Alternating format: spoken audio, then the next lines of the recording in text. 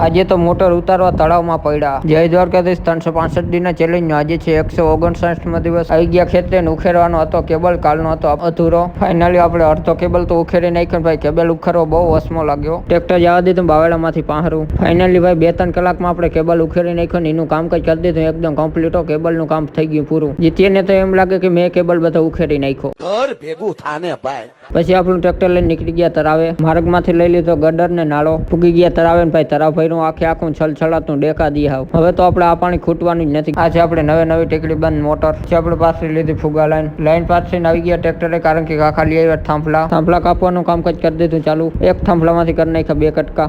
એવા આપણે 2 થાંભલા લઈ આવ્યા હતા ને થઈ ગયા 4 કટકા એમાંથી. પછી આવી ગયા આપણી તરાવે મોટર બાંધી દીધી ભાઈ બેરલમાં. હવે મોટરને ઉતારવાની છે તરાવમાં. મોટરને ઉતારવા માટે આ ભાઈ મારી દીધો ઠેકડો અંદર. મોટરમાં દોરી બાંધેલ હતી, બાંધી દીધી બાવળમાં. દોરી બાંધેલ હોય ને તો મોટર ક્યાંય ભાગે નહીં, નકા ગામમાં વહી જાય મોટર ચા પાણી પીવા.